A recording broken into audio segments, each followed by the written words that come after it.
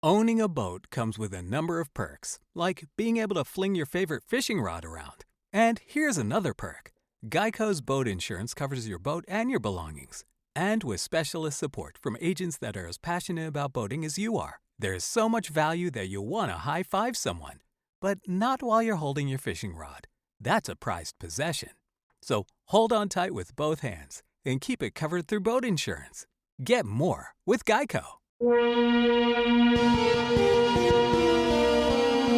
This is Wheelbearings. I'm Dan Roth. And I'm Sam Abu-Al-Samad. And we're closing out 2016. We've got a few things to talk about, many of them autonomous. But there's some other stuff in there as well. Some businessy stuff and some car show things because we've got Detroit coming up. But first, of course, we will talk about what we're driving. What do you have this week, Dan? So I've got the Volvo S60 Cross Country. I have some things to say about this car. So let me just say some things, Dan. Yeah, well, I mean, I've been a long time Volvo owner. I currently have none. I've left the fold, as it were, but I owned Volvos for many years. And the last one that I actually bought was the last two. We bought them sort of as a pair. Was a couple of first generation S60s. So this cross country, the S60 Cross Country, this is a T5 all-wheel drive. It reminds me a lot of my old first-generation S60 T5. This is a 2016, so it has the 5-cylinder with that familiar, unique rhythm. You know, it's pretty punchy power delivery. Performance is not a problem with this car. It's got the 6-speed auto, which is pretty smooth and mostly stays out of the way. All of that is going away for 2017 because they've replaced it with the new powertrain. So the T5 now has the 4-cylinder turbocharged. 4-cylinder turbo? Yeah. I was playing around on the website. So that's the 17 it's the Turbo 4. The power is roughly the same. The torque is actually, I think, a little bit better with the Turbo 4. It has an 8-speed auto, so efficiency should be a little better. But, you know, generally, this is the same. I was actually surprised that for 2016, they still had the 5-cylinder around.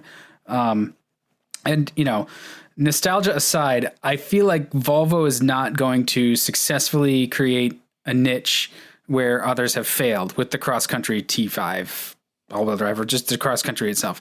Part of that is the car's fault, and I'll get to that in a second. But history tells us there's just no appetite for jacked-up sedans, whether they're premium or not. And it's, I don't know. I mean, like, I can see how you could make the business case for this, but I mean, people love jacked up trucklets. Sure. That comes at the expense of sedans. So it doesn't make much sense to cross the crossover with the car. That's kind of a very strange breeding experiment, and it hasn't ended well.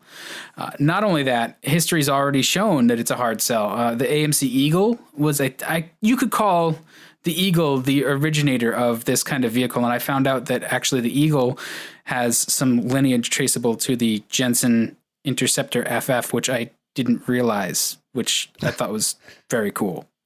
Yeah, I mean, the Eagle was kind of like the crossover, if you will. Yeah. You know, probably about 6 or 7 years before the first Audi Quattro came out. You know, you had the Eagle. Yeah. And then, like you said, you know, there was the Jensen, but, you know, that was such a low volume vehicle that chances are, you know, most people have never even seen one or much less heard of one. Right. And so the FF in the Jensen FF was Ferguson formula, and the Eagle was really the first mass production car, because I wouldn't call the Jensen a mass production car. The Eagle was the first mass production car with a Jensen FF drivetrain. So it had the transfer case and everything. I always thought it was pretty similar to Jeep's Quadra-Trac. I assume they're the same thing. I may be wrong, but anyway. Yeah, I think the Quadra-Trac, if I'm not mistaken, evolved out of what they did. I think they did it on the Eagle first and then evolved that into the Quadra-Trac. But I could be wrong too. I mean, I don't recall off the top of my head, but it's very early all-wheel drive. It's basically, it created this kind of vehicle, and the wagons were very successful. But for the entire production run of the Eagle, from I want to say like 70. When did the Eagle come out? 78? Or maybe it was 80. Yeah. I forget. I think it was actually about 78 or 79. Yeah. So 79 to 87. Okay, right. I was going to say all the way up to 86. So almost 10 years, the wagons obviously crushed it. When I think of AMC Eagle, I think of wagons. And it created a new segment, and that segment endures to this day. Subaru was the next automaker of note to take a serious run at the SUV crossover sedan. I mean, there were a couple of little things in the late 80s. There was actually, and I think they were sort of Group B efforts. Like for the weirdest thing was that there was a Ford Tempo all-wheel drive in the late 80s, early 90s. But that wasn't a very serious effort. Yeah, but I mean, that one wasn't, that wasn't really jacked up. That was just, an all-wheel drive, just an extra, essentially an enhanced traction version of the Tempo. Yeah. It wasn't really, it didn't look any different from a front-wheel drive Tempo. It wasn't intended to look, kind of off-roadish. Right. And so the next really off-roady one that I can think of is the Subaru, the 3-box version, the Outback, the SUS. And that also failed to excite many buyers. And so now we have Volvo. They're going to give it a shot. The cross country wears a name. The S60 cross country wears a name that's been borrowed from the original cross country in the late 90s. That's pretty well respected, and even now you say Volvo cross country, people know what you're talking about. So it's handsome. Well, and the cross country basically gave its name to Volvo's current later generation of SUVs. I mean that's why they're all called XC90, XC60. The XC is short for cross country. Right. And so there's that lineage, and I think what they're trying to do is actually pick up get a little bit of shine off that. And it's a good looking car. It jacked up sedans look pretty decent. I mean this has a nice presence. It's semi awkward from some angles, just like the original Eagle sedans were. And it's got extra trim to suggest skid plates. I don't know if it actually really does have skid plates. And of course there's all-wheel drive. Pretty sure it doesn't. Yeah. I mean, other than whatever they put in there normally. And it's all fine, but there's problems with the car itself. And Volvo has sort of shot themselves in the foot twice. This is a hard concept to make stick, and the S60 is probably, I mean, I know they're using what they've got, but this is probably the worst thing they could use for this. Because when you think about it, what they're trying to do is create another sort of little CUV niche. And the middle initial there, the U, that means utility. And there's just not much of that in the S60. It's plenty luxurious. The materials are good. The design is nice. The ergonomics are kind of classic Volvo. That's all good. But the S60 has also always had a really tight back seat. And this generation is even smaller, I think, than the generation before, the one that I had. The trunk is definitely tiny. It's shockingly tiny. And no car with all condition, all terrain pretenses should ever wear 19-inch wheels with 45 series tires. Like that's just, I was like, what the hell? It should go the other way. You should have, smaller wheels, more sidewall, but whatever. I mean, this one has upgrades too. Well, I mean, like you said, I mean, the operative word there is pretenses, right. It's meant to kind of sort of look like it can go off-road, but that especially any buyer that's going to go for the sedan over the wagon, is never going to take this thing off road. I mean, worst case scenario is you're going to drive it in snow or on a gravel road. But, and the funny thing is, jack up the ride height. The extra ride height does pretty much all you'd need for a little bit more terrain capability. Otherwise, it's fine. The front wheel drive would be fine in most conditions that you're going to get it in. And it certainly looks good. It looks very good. I will say that. It's as a style exercise, it's fantastic. The ride is kind of stiff. I kind of blame the 19-inch wheels. The standard wheels are 18s. I think they'd still be just as stiff.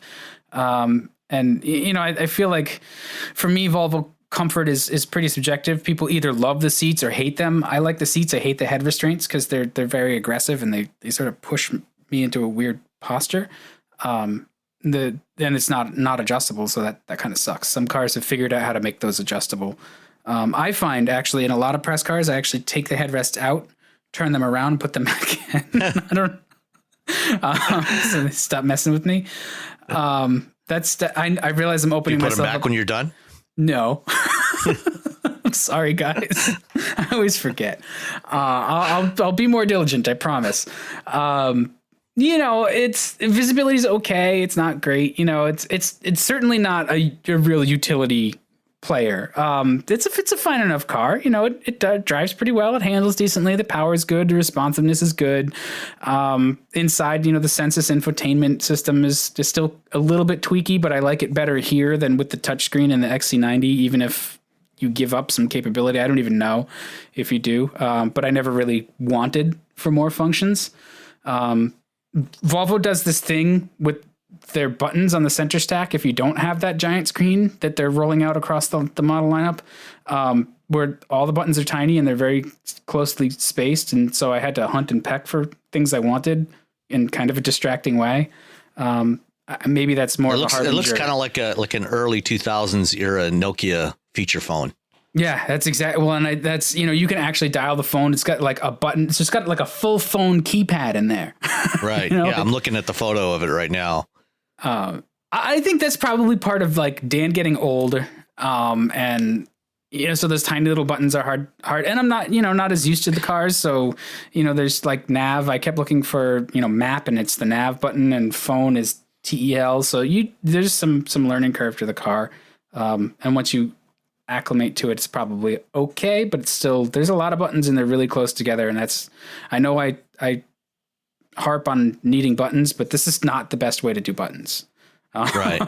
Yeah, no, I agree with you. And, I think that, this is probably the last time we'll see a layout like that in a Volvo, the S6, the 60 series, the S60 and the V60. I think that they're obviously going to be next up for renewal, now that we've got the XC90 and the S90 and V90 out in the marketplace. This one will probably see a next generation of this based off the same SPA architecture that's under the 90 series, probably, starting before the end of 2017. And, it'll probably have the big 11-inch touchscreen like the 90s do. Yeah. I mean, when you think about it, this is a pretty old set of hardware, and they've done a really good job of kind of keeping up, but I mean, this is Ford based.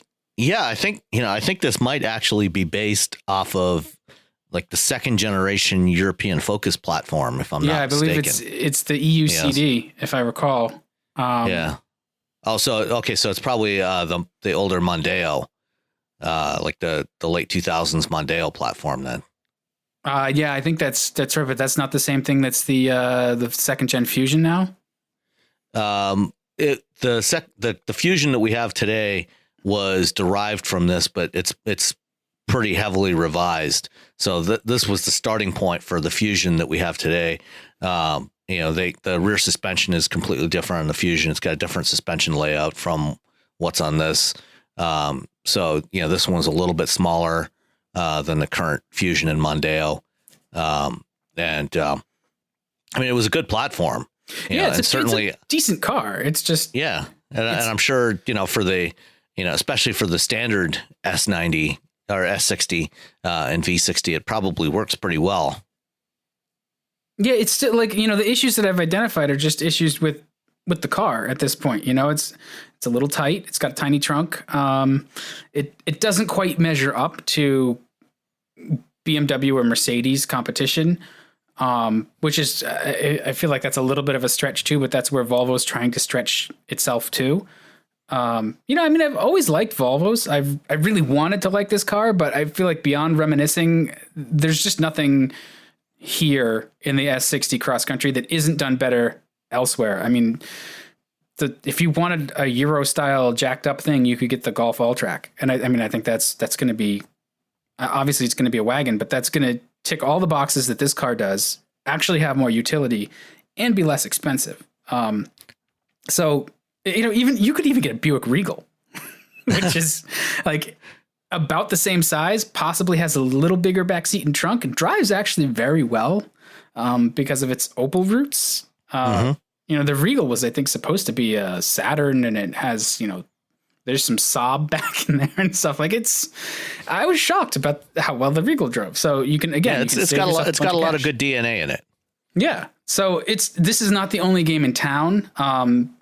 This one prices out to $48,390 on the sticker. I mean, it's a nice car, but I don't know. I mean, I was frustrated trying to live with it. My kids are 11 and 8, and even they were like, "Ooh, it's tiny in the back seat." So, and we're not big people, as Chris Shunk pointed out once. So, So that's my long dissertation on the S60 cross country. So, as much as I wanted to like it, it's a great style exercise. I don't think it's going to finally make the crossover sedan stick. So, what are you in this week? I'll get to that in just a second, but I just wanted to reinforce what you said, earlier. I think every manufacturer that's kind of tried this route, where they've done, the jacked up version of a car, where they've done a sedan version, it has not been a success. I mean, you mentioned Subaru; they've done it a couple times now with the Legacy, and doing essentially an Outback sedan. And I think the last one actually was called the Outback sedan rather than the Legacy Outback sedan. And none of those have been successful. Everybody that's done this successfully, it's always been based on the wagon body style, because that's something, it's got the utility. It's closer to, an SUV or a crossover, and so, I'm surprised that Volvo would keep trying this. And I'm skeptical that they will do it, on when the next generation model shows up.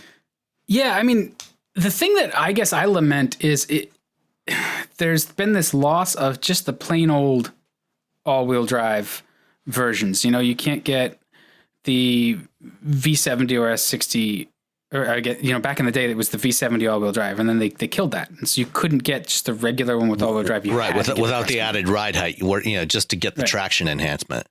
Right. And I mean, honestly, the traction enhancement, it's a little bit of a, it's not really necessary, I guess is what I'm trying to say. Like, you equip the car properly, like you'll be fine in most conditions. There are times where you need it, but overall it's a sales tool more than anything else. Frankly, you'd probably be better off just getting an extra set of wheels and some winter tires. Yes. Than spending the money on the all-wheel drive, and it'll probably save you on gas too. Oh yeah, and other and that's not something. Yeah, and that's not something that's unique to Volvo. I mean, for pretty much almost any of these vehicles with all-wheel drive, you'd probably have better success with just with winter tires. Yeah, the only all-wheel drive sedan I can think of that's had really any kind of success, at least lately, has been the Charger and the Chrysler 300. And those are very understated, and I think that they've had success for different reasons. They're not trying to be crossovers. They're just big sedans that you can get with all-wheel drive. Yeah. I don't know. Right. We'll see. Good luck, but I doubt it's going to work. Yeah. All right. So speaking of all-wheel drive, pseudo trucks. Yeah. Well, mine at least has some utility. I'm driving the 2017 Cadillac XT5, which is the successor to the what was previously called the SRX. Now using Cadillac's new nomenclature, more European style nomenclature with CT for the cars and XT for their utility vehicles. So this is a mid-size luxury crossover based on it seems to be kind of a hybrid of their compact mid-size crossover platform, with the what has previously been called the Theta platform, which is the Equinox and Terrain, and then the Buick Envision. So this one's a little bit bigger than the Equinox and Terrain. It's got two engines available: the 3.5 or 3.6 liter V6 or the 2 liter turbo. That's a pretty heavily revised 3.6 too, right? Like it's it is. Yeah, it was pretty heavily done over last year before they launched the CT6 sedan. So it's got cylinder deactivation now, so it can shut off a couple cylinders under light load conditions. The one I'm driving still has an 8-speed transaxle. It's an Eisen built transaxle, and that's they haven't announced it yet, but that's the same transaxle that they've used in a number of the other higher output applications over the last couple of years with a lot of the 2-liter turbo applications like in the Malibu. And it's going to be supplanted by the 9-speed, the new 9-speed that they developed with Ford that we talked about a week or two ago. So probably for 2018 models, the 9-speed will go in there in place of the 8-speed. The vehicle itself, the design is very clearly, an evolution of the last SRX. It's a good update. It's definitely got the same kind of styling tweaks that we've been seeing on the cars over the last few years, and it's certainly in a segment that Cadillac needs to succeed in. Based on where the market is going right now. I mean, their sales of their cars, especially the ATS and the CTS, have really been struggling over the last couple of years as the whole market has been flooding towards crossovers, especially in the premium segments. BMW, Mercedes, Audi. I mean, they're all killing it, and with all their various sizes of crossovers. And right now, the XT5 is Cadillac's only crossover. They have the XT5, and then they have the Escalade at the big end, with the body on the old style body on frame. And probably within the next couple of years, we're going to see a new smaller Cadillac crossover to go up against the likes of the BMW X1. And the Audi Q3 and Mercedes GLA, and then a larger one, probably based on the new Lambda platform, that the first one that we've seen so far is the 2017 Acadia. And then at the Detroit Auto Show, GM's going to show off the new Traverse, and, there'll almost certainly be a Cadillac version of it this time around, in order to be competitive in the marketplace. There's a lot to like about this vehicle. It's not perfect, but overall it drives really well. It's quiet. It's got plenty of power. 310 horsepower from that V6. It's smooth, great ride quality. It's the driver assist systems work really well. It's just it's not exciting, but then again, most of the competitive vehicles, in the segment really aren't that exciting either. So it should be competent on the road. Oh, it's very competent, and it's well put together. I think the one thing I noticed today, especially when I was went out somewhere, there's a lot of different materials in the interior. There's the one I'm driving is the premium model. So it's got some Alcantara, it's got some leather, it's got some aluminum, some textured aluminum, some piano black plastics. So does that bug you, or is that like it? Because I remember when the Equinox came out too, that was one of and we were both at Autoblog at that point. That was one of John Neff's complaints, was like, there's just so many materials. It's like, well, but are they put together well? So I guess that's my question. It's put together well. And I guess I wouldn't say it really bugged me, but it's something I noticed. It just seems kind of less coherent, than some of the other vehicles I've driven recently, like, compared to the XC90 I drove a few weeks ago. I think in terms of the material selections, that one, and, the BMW X5 is another one. They just seem to be more consistent with the material selections they use. So, it's not that it looks bad, but it's just, I noticed it, and it just, all of a sudden it clicked that there's all these different materials. And I wasn't quite sure why. I think they probably could have dropped the Alcantara, and just gone with leather, wherever there was the Alcantara, just use leather in those places. And it would have been probably a little bit better, a little more coherent design. but overall the shape and the execution of the materials is really good. So I can't really complain about that. So it's good. It's a really good vehicle. Well, now it's a little smaller than the SRX, if I recall. Like, it definitely looks smaller. No, it's actually, I think it might be slightly smaller, but it's pretty close to the same size. Where there was a big change in size was when they went from the first generation SRX, which was based on the old Sigma platform from the original CTS.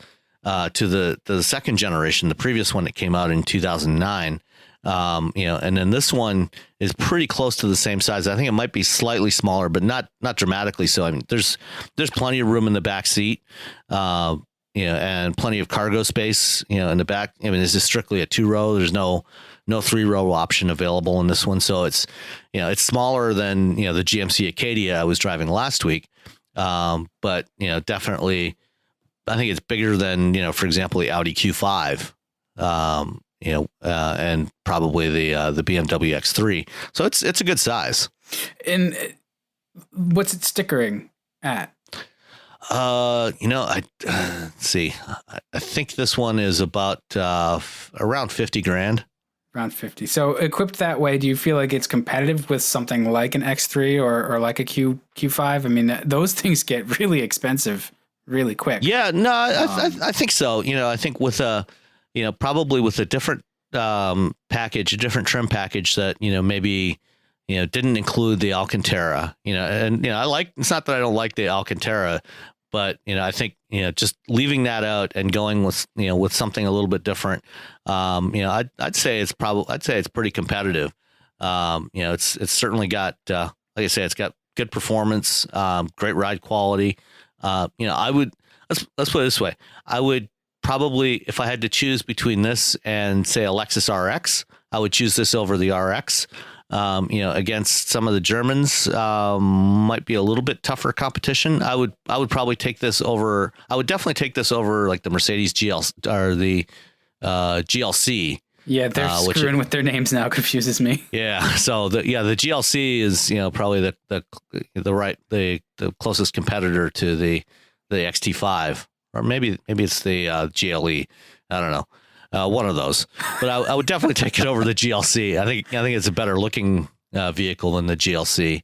So it's good. It's definitely worthy of consideration for anybody that's in that market for a mid-size luxury crossover. I think they should definitely take a look at this one.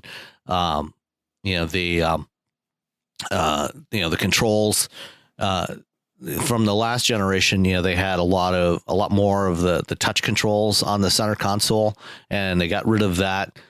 So now the only touch control on the console on the center stack is just the volume, where you just slide your finger back and forth underneath the touch screen to adjust the volume. Still not good.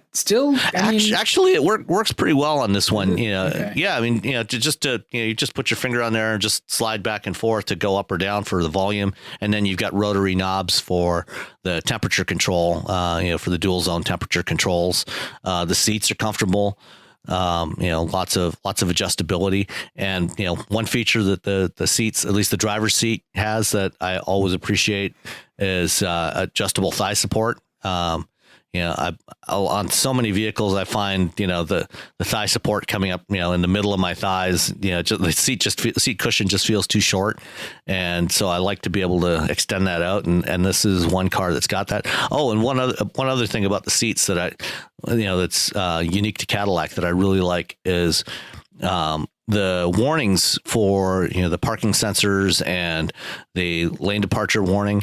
Instead of a beep, it vibrates. You get a haptic feedback through the seat cushion. Yep. So if you're drifting off to the left, you'll feel the feedback on your left thigh, or to the right on your right thigh. Or if you're getting when you're parking, if you're getting too close, you'll feel the feedback on one side or the other, just to give you a direct physical feedback that's not perceptible to other occupants in the vehicle.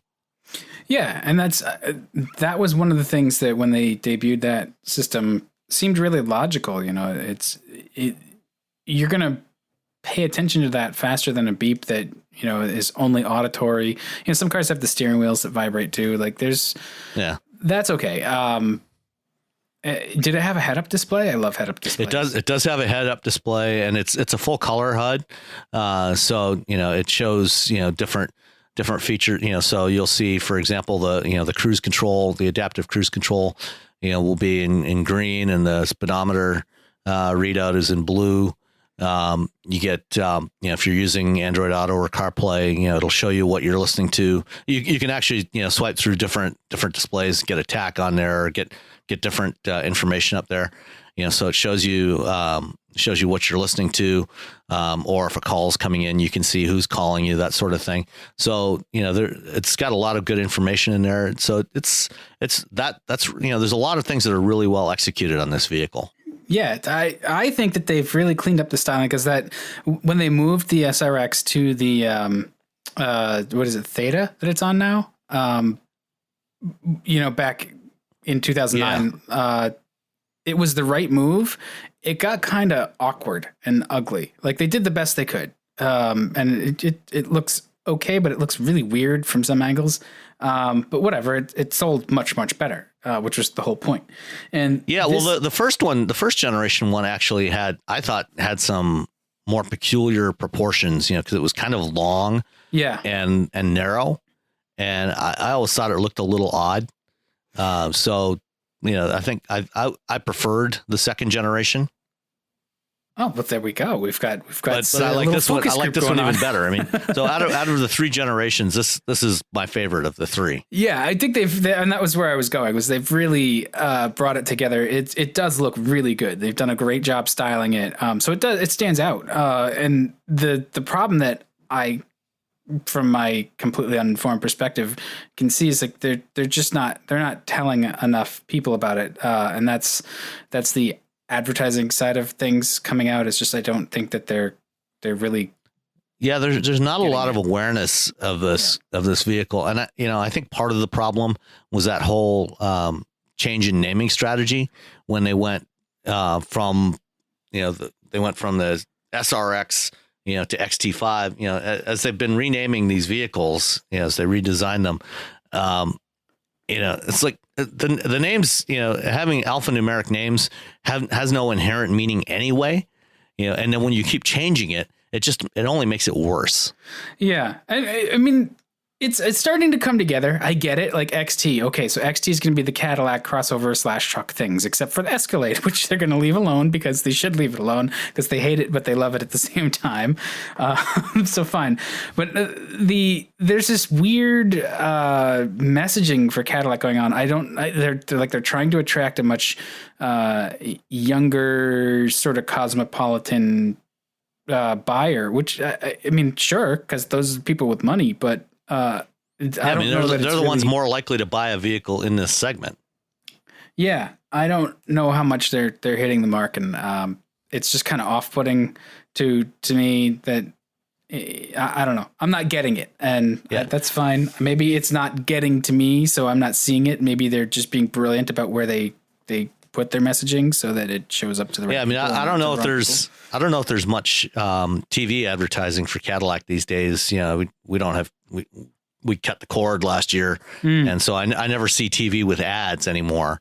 So I don't know if they're doing much TV advertising or what the advertising looks like. I think the last Cadillac ad I saw was their Super Bowl ad from, was it 2015 or 14? Or I think wasn't there like just one word? I can't even remember what it was now. I don't know. Yeah. I mean, I tend to. I'll watch broadcasts and I'll see a couple of spots for it. But it's fine. Whatever. Maybe it's getting to the right people, I guess. It's a weird position. That you can't. It's going to be hard to sell a car to people who want to live in Brooklyn because you don't really need a car in Brooklyn. I mean, you sort of do, but not like, you know what I'm saying? Like, no, I know exactly what you're saying. I mean, owning a vehicle in a dense urban environment is problematic, and that kind of gets us into, the next topic of discussion for this evening. Well, then let's pivot. Let's pivot into back to autonomous vehicles again. and autonomous mobility services. And I wrote a blog post for our company blog. I'm an analyst. My day job is an analyst with Navigant Research. And we have a blog where all the analysts contribute to. And I wrote a blog post the other day, looking at, what some of the announcements we've seen in the last couple of weeks, that autonomous ride hailing, could mark the revival of the minivan. Because we saw, Waymo, formerly Google Cars, and FCA roll out their fleet of autonomous Pacificas that they put together, and Waymo's starting development on those. Honda is going to be showing off next generation Odyssey a couple of weeks at the Detroit Auto Show. Sometime in 2017, we'll probably also see a next generation Toyota Sienna minivan. And it seems like, with some of the things going on, that, the minivan actually makes a lot of sense for, these autonomous ride hailing services. I mean, it's a form factor that, I think it works. It's the right kind of form factor for what they want to use these vehicles for, which is, having, basically robo taxis, because, you've got a vehicle that is inherently easy to get in and out of, which, for a vehicle that is going to be picking up passengers and dropping them off, that can work really well. And, Ford, they've been doing some of their work in ride hailing and mobility services. Here in Dearborn, they're using Ford Transits for their dynamic shuttle service that they have around their product development campus. Out in San Francisco, they bought a company called Chariot that also uses transits for, an on-demand sort of minibus service. And so all these different platforms are using various types of vans, which I think, if you're, part of, the van, especially the minivan, makes so much sense as a vehicle when you've got to move a bunch of people. It makes so much more sense than an SUV or a crossover. Yeah. But it got this reputation, as the soccer mom mobile. Nobody wanted to be seen driving a minivan. So everybody moved from minivans to utilities. But now, if you're not actually going to be driving it, if you're just riding in it to get from one place to another, then why do you care, if it's shaped like an SUV or shaped like a van? So it wouldn't surprise me at all if, when Ford rolls out their dedicated autonomous vehicle in 2021 for ride hailing services, if it's actually, I wouldn't be surprised if it's based on, something more like the Transit Connect, rather than the Fusion that they're using for development today. Yeah, well, that makes perfect sense. I mean, fleets care most about efficiency, not style. So, the minivan packs the most people into the same footprint. It's more efficient on fuel. Well, that may be a little bit more marginal than it used to be when they were truck-based SUVs. But, fleets are going to buy what's going to return on their investment the fastest. And if it's nice enough inside and has the amenities that the riders are looking for, it makes perfect sense. You can get more people in a single vehicle for, however many rides you're going to do and stuff and all of that, if you need cargo space and things like that. So it makes sense to me. Yeah. And, even in New York, where they're in the process of transitioning to the so-called taxi of tomorrow, they're replacing all of the old sedans, the Crown Victorias and, all the other sedans that they've been using for the last, several decades with the Nissan NV200s as their new taxis. So, I wouldn't be surprised if, at some point in the early 2020s, we start to see autonomous versions of these start to hit the streets in places like New York. Yeah, and the NV, that's sort of like the most like a shining example of what you would want if you were a fleet buyer too. It's a very simple car because it doesn't have to be anything other than a simple car. I think it's got a beam axle so that most of that load space is just clear floor, and it's efficient. It's not all that big, but it's definitely roomy. It's very well thought out. It's also terrible and to drive. sliding and sliding doors, which makes it easy to get in and out of, without having to worry about anybody driving by and taking the door off. Yeah, well, and the thing too, like you're going to need some way, if you're creating an autonomous fleet, you're going to need some way to accommodate folks with wheelchairs or, other mobility solutions like the motorized carts and things. And so a minivan actually makes that proposition a lot easier. They're lower to the ground than a crossover. They have the sliding doors on the side. They have a large lift gate in the back that has a low load height. So all of those things actually, make the case a lot more effectively for something that's a van. Yeah. And speaking of autonomous vans, there's another one that we're going to be seeing at the Detroit Auto Show from Volkswagen. Yeah. All right, keep going. Okay. So, they put out a teaser image of what they're going to be showing, which is, it looks like it's got some hints of the design of the old microbus. And I mean, Volkswagen has done, I don't know how many microbus style concepts over the last 15 years that I've seen. Right. And that was my complaint. Right. I was like, but I think this time they might actually really build it, because it's based on the same MEB dedicated electric vehicle platform that the ID concept that they showed in Frankfurt last September. So it's using that platform, which, again, low floor battery, pack under the floor. And they've said that, it's being designed for autonomous capability in the early 2020s. And, VW has been making other announcements in other parts of the world about their investments in mobility services. So, again, I think this is the kind of vehicle that we're going to see for those services. Yeah. I think for the rest of the world, it's probably an easier sell for Volkswagen. Here, we haven't had a Volkswagen minivan in quite a while. Volkswagen has a lot of other stuff. The last one they sold was a Chrysler. Yeah. Which, I mean, it was pretty nice too. I kind of liked the changes that made it the Rutan, but even so, they've got a lot of other stuff to deal with in this market. Let's,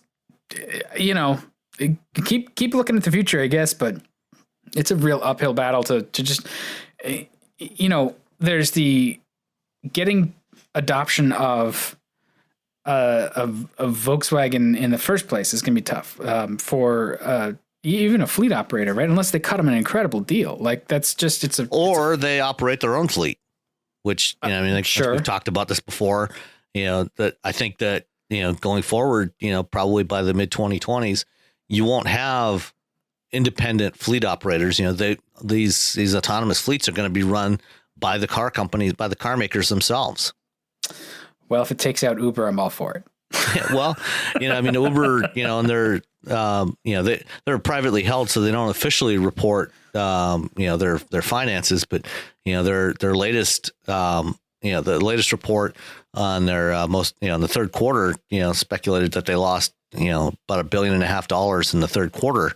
They've lost more than $3 billion, just in 2016 through 9 months. So, it's a tough market for, companies that are just trying to do, do these kinds of platforms. You need some other way to make the money.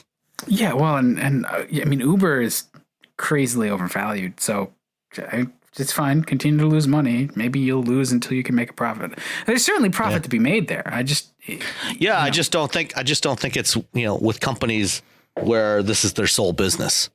I think they're going to have other revenue streams, and other ways of making money. I think the vertical integration is going to be necessary. Yeah, which is weird though, because when you consider basically what we're doing, I was going to say basically what we're doing is we're replacing the taxi fleet, but really we're sort of overbuilding public transportation. And public transportation is something that's chronically losing money, which is, it's probably a much better analog for this than the taxi industry, which manages to offer a service and stay in business with just that single service. Yeah, well, I think a big part of the reason why mass transit is often a money loser is because of underutilization on a lot of the routes. So you often have vehicles that are too big for the demand of service that there is.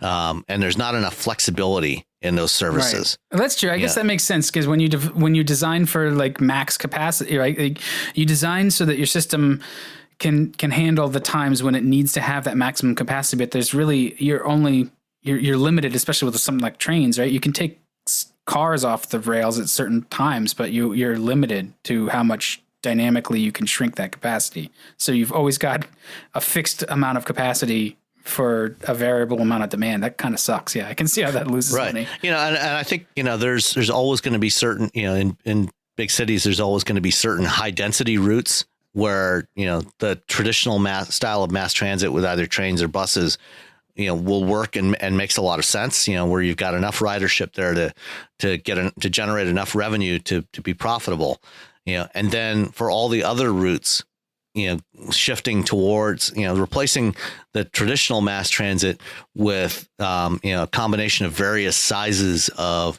autonomous mobility services, or even in some cases, not necessarily autonomous, it can all still be human driven, but just having more flexibility in the fleet, both in terms of routes, and, the types of vehicles, then I think you can optimize it a lot better than we've traditionally done. All right. So maybe Volkswagen is going to introduce a vehicle, and then they'll introduce a service, and or maybe they're just going to tease us. Who knows? Well, like I said, like most of the other big automakers, VW's got investments in, various ride hailing and car sharing services in various parts of the world. They've got a big investment in a European company called Get. And there's another one that they're launching that they're developing in-house. I think it's called Movia, that is going to be launching in 2018. So, they're all, every big car maker is looking at these kinds of services. It's, when you get right down to it, it's like this full circle thing of the auto industry that came out of the train industry. That's just like, at least in the US, like that's why the automakers were in Detroit, is because, all the railroad industry was there, all the service yards and stuff, or the foundries, everything was there. So it's just coming around again. So, yep. All right. So do we stay on autonomy? Do we want to move on to something else, or let's talk about one last thing about autonomy. I mentioned Ford earlier, and my thought that they're likely their vehicle that they're going to their autonomous vehicle that they said they're going to introduce in 2021 is probably going to be something based on either the C-Max or the Transit Connect. I think right now, though, before they get there, they've still got to do more development, and they're right now they're building up a second generation of their Fusion autonomous prototypes. They're tripling the size of their test fleet from 30 vehicles to 90 vehicles in 2017, and their new fleet, their second gen models, they're doing some more optimization on the sensor package.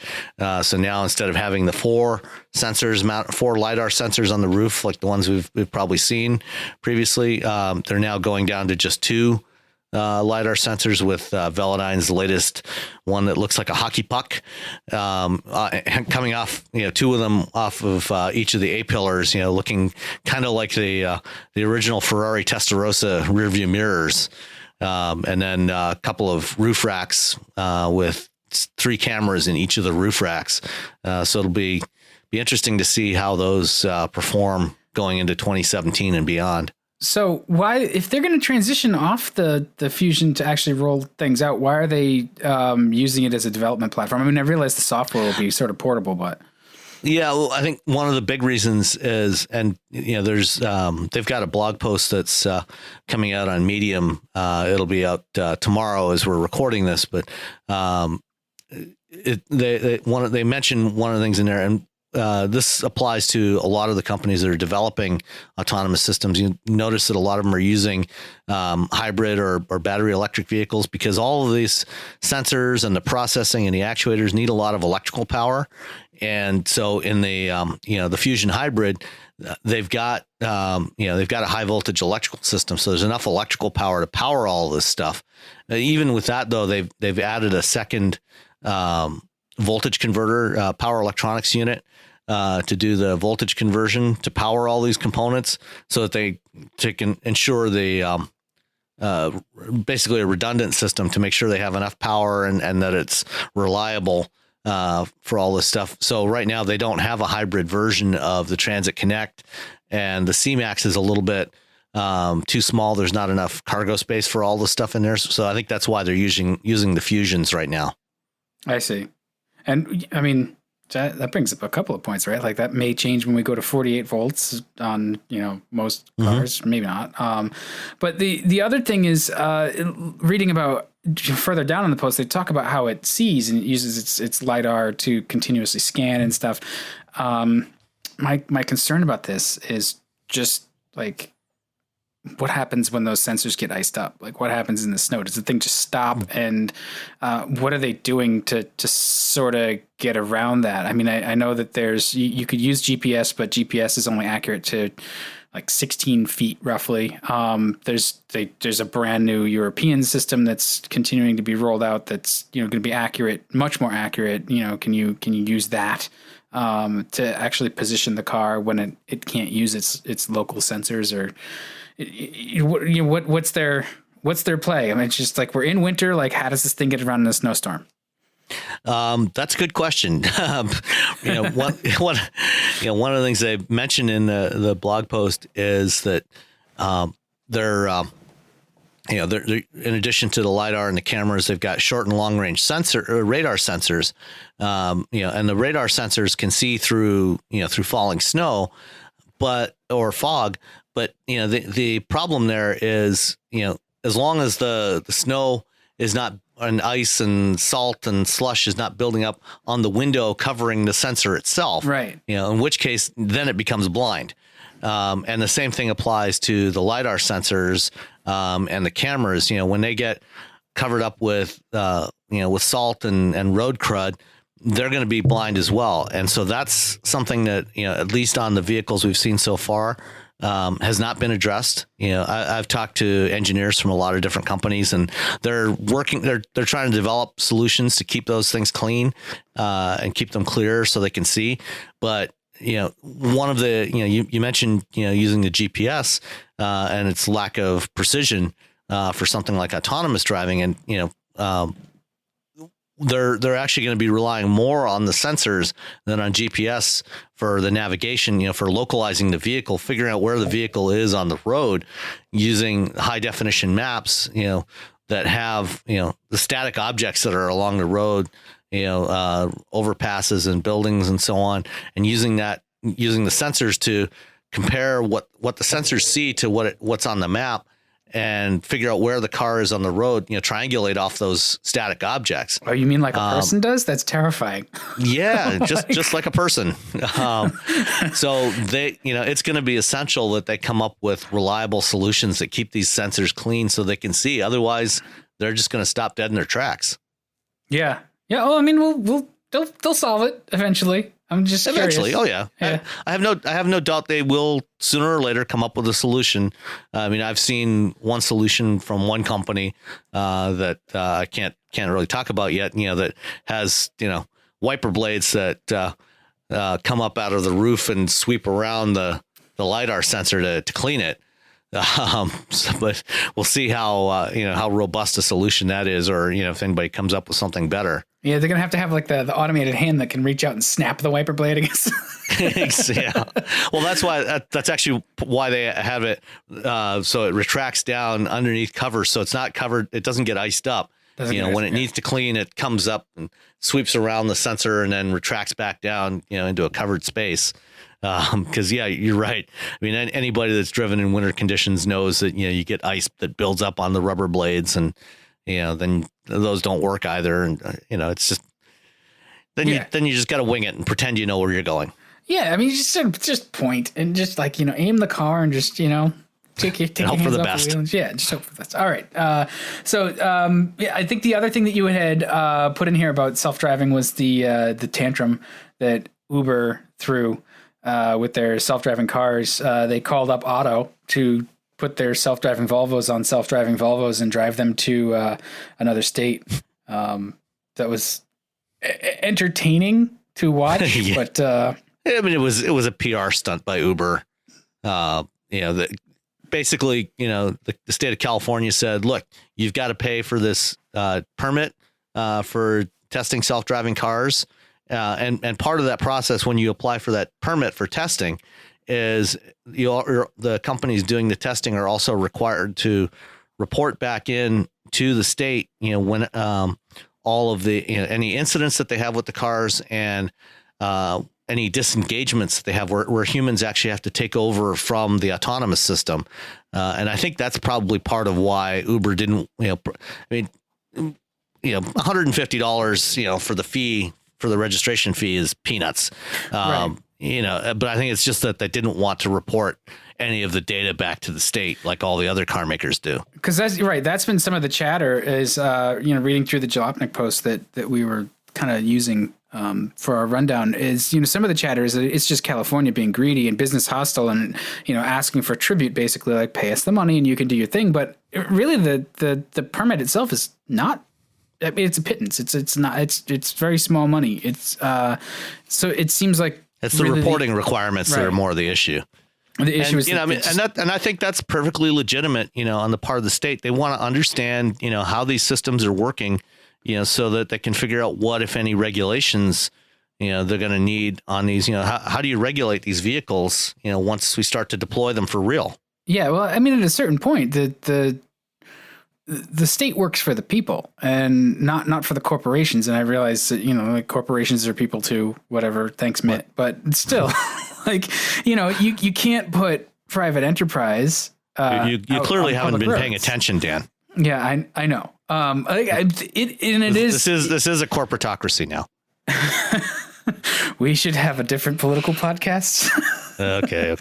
Not that I disagree. But there are issues, if you don't want to stifle or chill the development of private enterprise. And this stuff needs to happen. Absolutely not. Yeah. I mean, I'm the last one who would say that, we should stifle this stuff. I think that, to the degree possible, you need to take as much of a hands-off approach, in terms of regulating this stuff right now. But that doesn't mean we shouldn't be monitoring it and watching what's happening and keeping tabs on what's happening, how well these systems are really working, to make sure that we're actually getting some benefit out of these things before we start allowing these things out, in regular use. Right. I mean, wasn't it the patron saint of the corporatocracy, oligarchs to say trust but verify? That's what we're doing here. Yeah. So, anyway, let's move on. But by today's standards, he would be considered a socialist. Yeah. Anyway, yeah.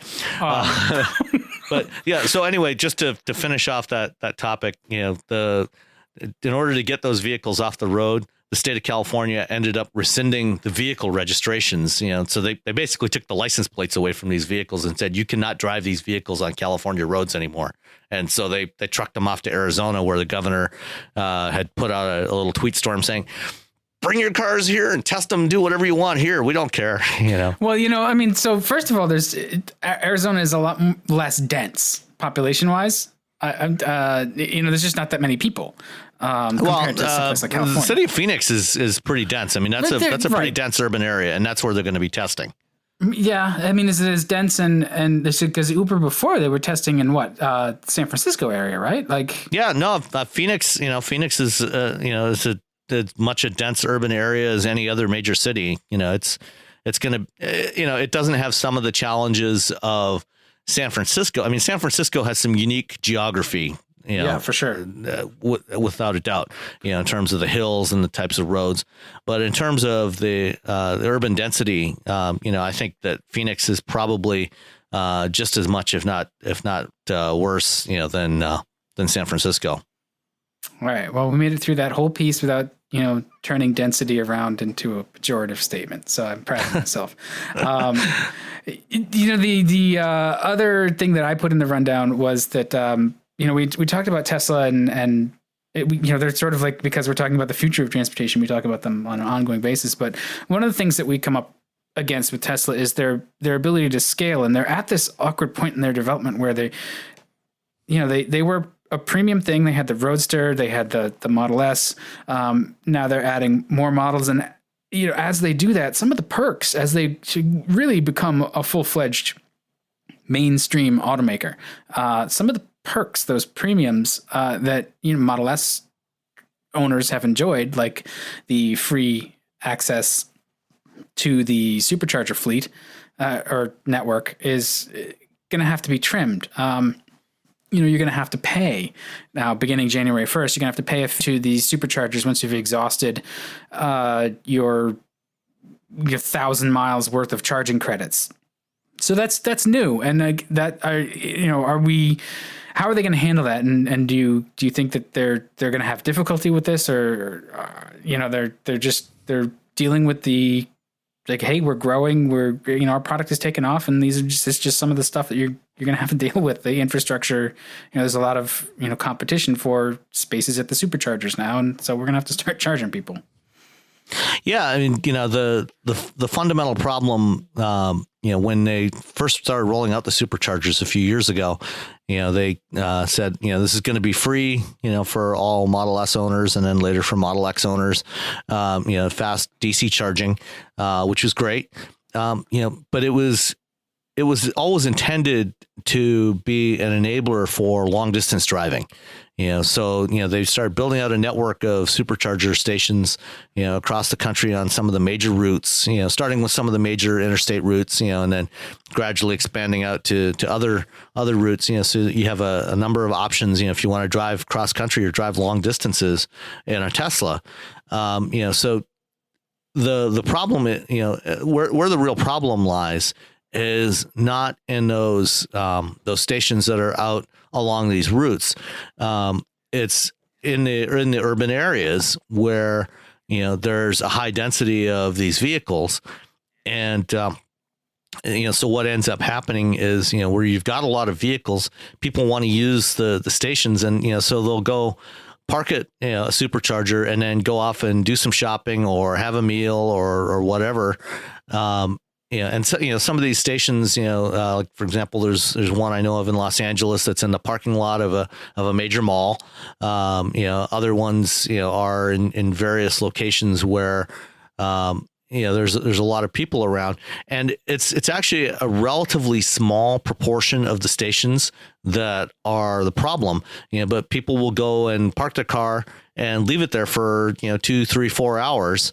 And, if there's only 6 charging spots, other people come along and they want to charge, and there's no plugs available. Basically, it's like it used to be in airports. When you were traveling, if you wanted to top up your laptop or your phone before you got on the plane, you'd be hunting around, looking in corners for an outlet to plug into. Before you got on the plane, fortunately now, they have a lot more charging, charging outlets, in most major airports. But for Tesla, it's become a real problem, and about a year ago, we first heard about Tesla sending out a letter to owners, saying that, hey, you're only supposed to be using the superchargers for long distance driving.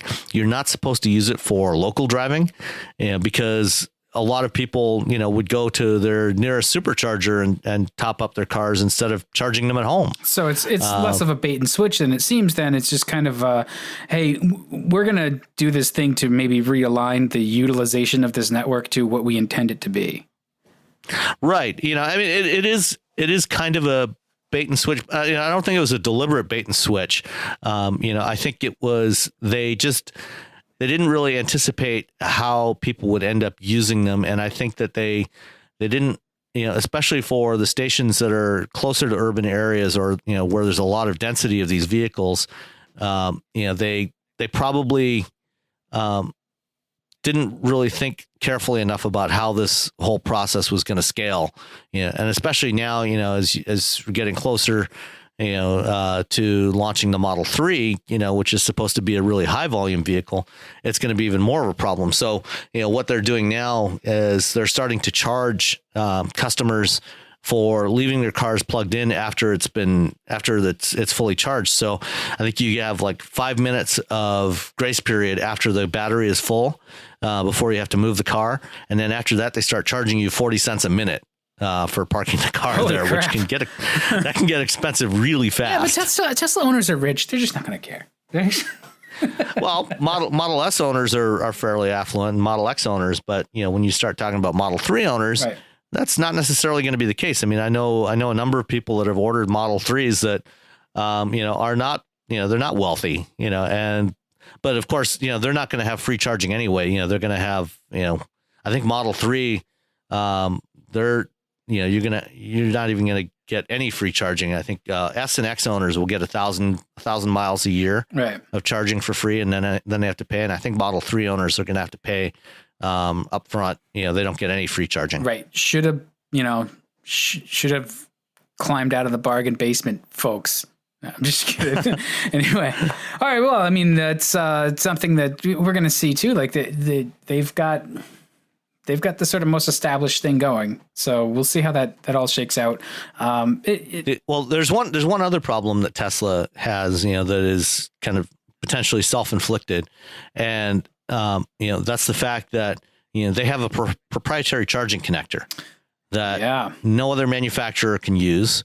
And I mean, when you buy a Tesla, it comes with an adapter so you can plug it into a standard, J1772 charging connector like everybody else uses. But right now, if you want fast charging, the only way you can do that with a Tesla is from a supercharger. So their adapter does not support the DC fast charging networks for the standard connectors, which are now starting to roll out. And I think there's about half as many of those as there are superchargers in the U.S. And by the end of 2017, the number will be getting pretty close to even. If Tesla was using the standard connector, then those owners would have the option of using all those other chargers as well. Yeah, and that's sort of the same kind of thing. Like it's that hubris thing that we see with like Apple, the MacBook Pro, they just redesigned it, and it's so frustrating because they took all the Pro features away. Like now it doesn't have any ports on it, and there's no SD card slots, and it's like, well, who uses those things? Well, professionals use them. It's all going to be wireless now, right? Or the whole like, well, the market will sort it out. The market will come up with those solutions for us, and okay, sure, but in the meantime, you're really going to frustrate the people who bought your thing. I don't know. I mean, it's a little bit Wild West, but we'll see how it gets there. I mean, at least they're not like Faraday Future, which clearly looks like it's imploding in kind of sort of a slow motion supernova. That's going to be real interesting. I'm heading out to CES next week in Las Vegas, and I've got an invite to the big reveal of their production model. What do you think that's going to be? Like that, because all the stories over the last couple of weeks have just been like, what a complete mess it is. Yeah, it's it'll be interesting to see if that event even comes off. I suspect it probably will. How long they last beyond that is anybody's guess. Yeah. Apparently, the guy, the main investor, this is not his only venture that's just completely underwater monetarily. So there's a lot of good work out there about it. Jalopnik actually had a really good post about it. I guess it was like a week and a half ago, that really sort of dove into some of the things. And there's actually the same owner has two different electric car companies, and Faraday Future basically guaranteed the loan for the other one. So if they default on the other loan, Faraday Future's holding the bag. They were put up as collateral, basically. It's kind of messy. So we'll see. It's really messy, and it's a shame because, I know some of the people that have gone to work at Faraday Future. I mean, there's a lot of really smart people, and, a very high proportion, of their staff right now, are engineers, and a lot of really smart engineers. So, it's not like they've got, a huge amount of their staff dedicated to things like PR and marketing, at least not so far, since they have nothing to market yet. That's what you're supposed to. You're supposed to have nothing to market and market the hell out of nothing. But,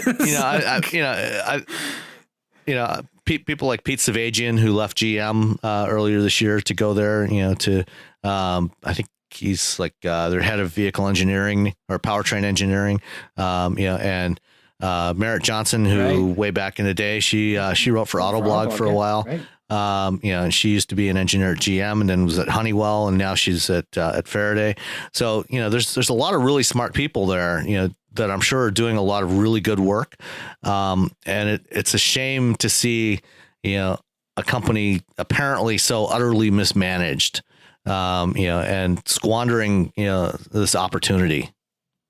Yeah, I mean, we'll see how it shakes out. From the ashes of one will rise to something else too. Like it's no less messy than the early 20th century in terms of automobile development. It's just a new chapter, really. So it'll all sort of shake out. At the beginning of the industry, there were thousands of car makers in this country. Yeah. So, all right. Well, I think we've chewed on that quite a bit.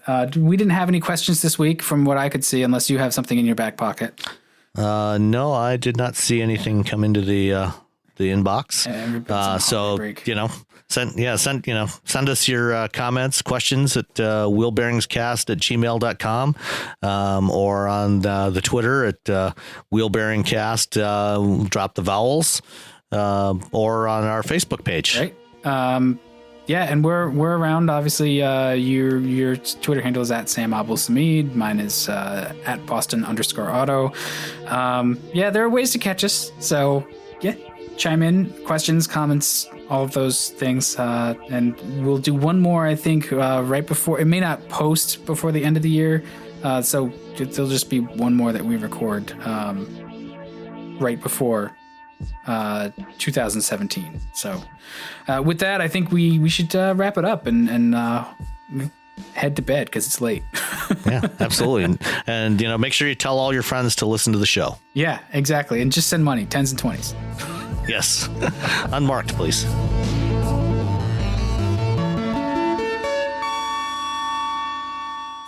Owning a boat comes with a number of perks, like being able to fling your favorite fishing rod around. And here's another perk. Geico's boat insurance covers your boat and your belongings. And with specialist support from agents that are as passionate about boating as you are, there's so much value that you'll want to high-five someone. But not while you're holding your fishing rod. That's a prized possession. So hold on tight with both hands and keep it covered through boat insurance. Get more with Geico.